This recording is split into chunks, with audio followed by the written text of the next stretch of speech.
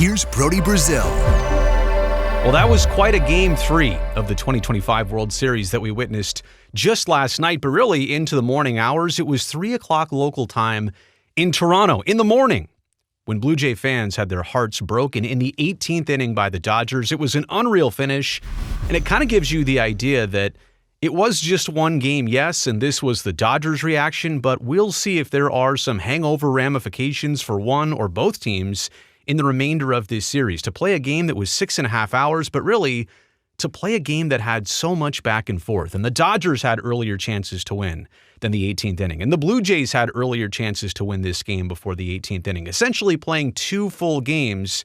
And the opportunities and the frustrations that existed, we'll see what the human element brings in Game 4 and beyond of this series. But just to recap this unreal Game 3, let's start with the numbers. 19 total pitchers used, 25 total position players used, and the 10 pitchers used by the Dodgers was the most by one team in World Series history. And we'll get to Will Klein in just a second. I suppose we should also talk about Yoshinobu Yamamoto going out to the bullpen to start warming up 2 days after he threw a complete game. He was going to come into this game in extra innings and try and save the day. I mean, if you're Dave Roberts and the coaching staff on the Dodgers, what other options did you have at this point? You had to ride Will Klein as long as you could. I should also make this admission that at about the 18th inning, and because we were approaching the midnight hour here on the West Coast, I even said, and I'm somebody who never usually tunes out like this, but on an off night for me, no work, I was just spectating the game, I decided that if the game was not complete after the 18th, I was going to bed. Now, there would be one thing that would keep me up in that game, and that would be if a position player pitched in the World Series for the first time ever. The Dodgers didn't have to go that route, but man, they were oh so close to that happening. But 10 pitchers used by the Dodgers, they expended their entire bullpen. 609 total pitches thrown, my goodness. There were 6 outs recorded on the base paths. So many plays where you're like, oh my gosh, I can't believe they're throwing across the diamond, and they got them, right? Crazy baseball both ways. 37 runners left on base. That's the most in a single postseason Major League Baseball game. But again, that speaks to the opportunities and chances for both sides, and neither team could capitalize with the runner in scoring position. 6 hours and 39 minutes.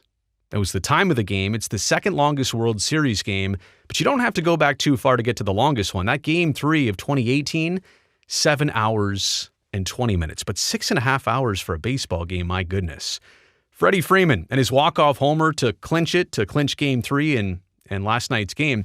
He became the 4th player in postseason history with multiple walk-off home runs, joining Carlos Correa, David Ortiz, and Bernie Williams. Freddie Freeman is the first player in World Series history to accomplish this feat of having multiple walk-off home runs in a World Series. The flair for the dramatic and the dual citizen, by the way. Freddie Freeman, a citizen of the United States and Canada.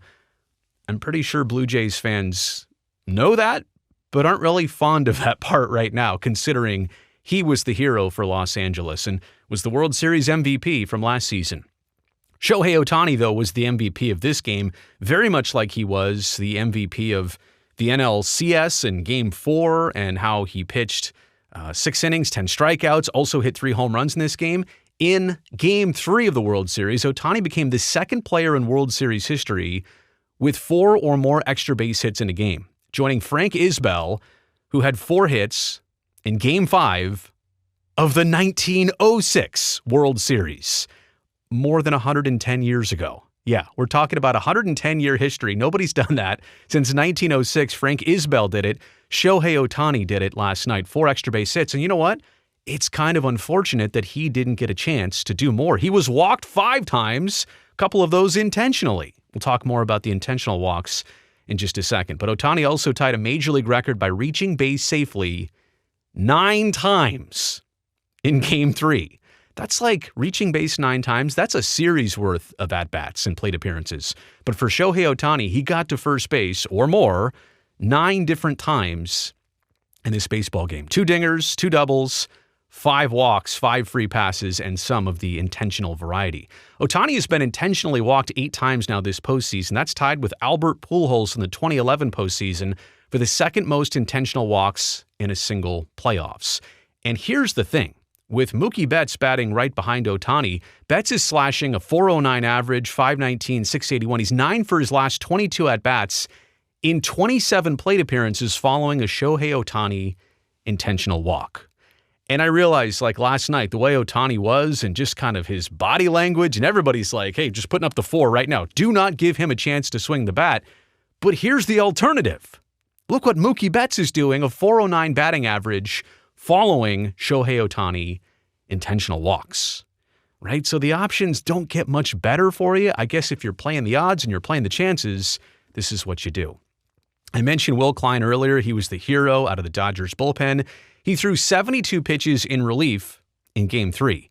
That's the most pitches he's ever thrown in a game as a professional pitcher. Now, I would imagine in his lifetime, he has been stretched out. He's probably been a starter at some point of his baseball career, converted into a reliever at the professional level, but his previous high in a pro game was 56.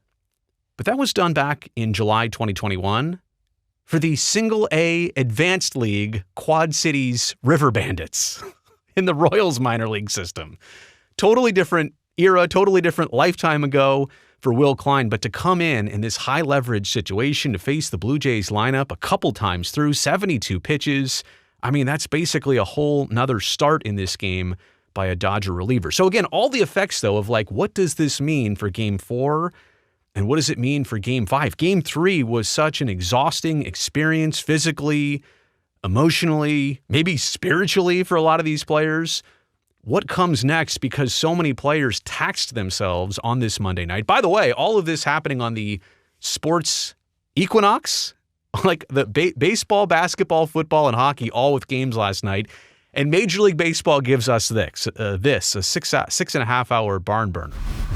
Okay, opposing batters against the Dodgers this year, 2 for 37. That's a .054 batting average against Dodger pitching with 2 outs and runners in scoring position.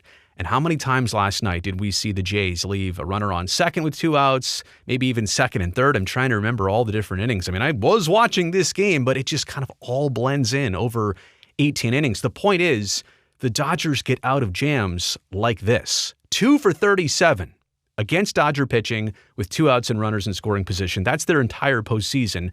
But this was a very emblematic stat of last night that the Blue Jays just could not convert.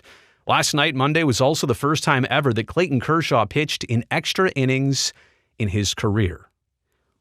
Was it also the last time that Clayton Kershaw pitched in a major league game? We don't know.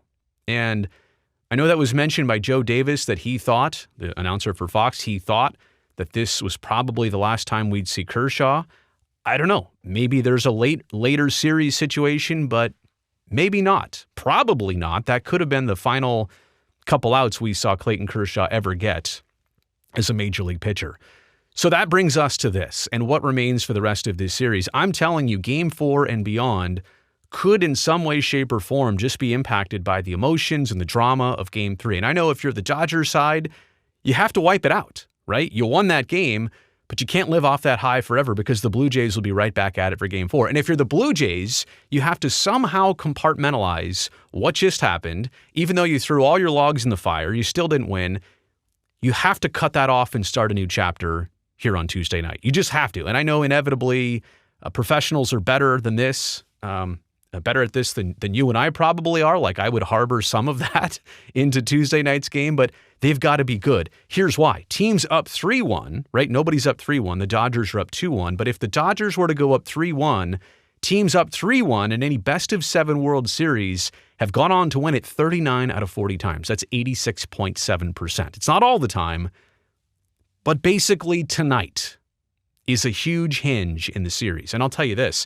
I've said it before, I'll say it again. I always believe the result of Game 4 in a best-of-7 series is the most telling. There's only 3 distinct outcomes. You can have a 4-0 series sweep. We're obviously not going to have that here, but that's pretty decisive. You can have one team up 3-1 and the other team facing elimination for the first time, and you see the odds here, so that is what it is. Or if the Blue Jays are to win Game 4, you are back tied at 2, and now you literally have a best-of-3 series. And the Blue Jays would have home field advantage again. Remember, the Blue Jays had home field to start this series, best of 7. The Dodgers split. Now it's a best of 5 going back to Los Angeles. if the Blue Jays win tonight, and I'm just saying if, it was a close game last night, right? The Dodgers are feeling good. The Dodgers are feeling like they've got control. Freddie Freeman made the difference in the 18th inning.